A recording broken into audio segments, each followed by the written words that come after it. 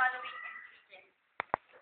1/2 cup granulated sugar, 3 packs cream cheese, 8 ounces each, 1 and 1/2 tablespoon all-purpose flour, 1 teaspoon vanilla essence, 1/2 cup sour cream, 2 pieces raw eggs, and cherry pie fillings, and 1 ready-made Graham pie crust.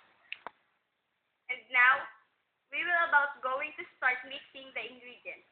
First, the granulated sugar, and continue beating until everything is properly distributed.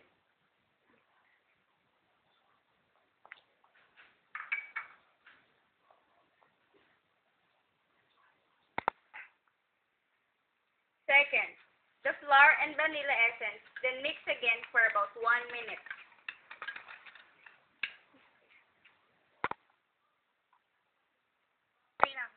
Gago!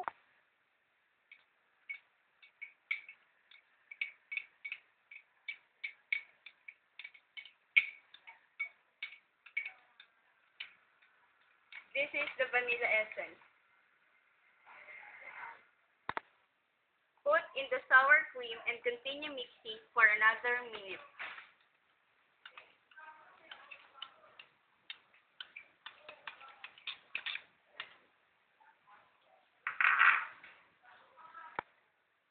Gradually add the eggs one time while mixing. Continue mixing until all the ingredients are well distributed.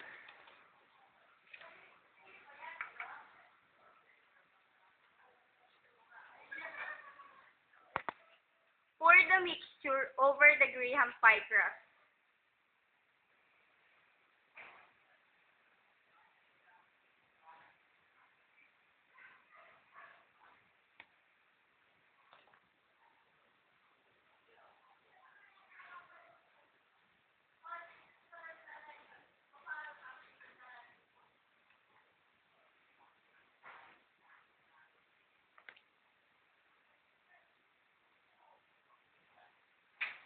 Preheat oven at 320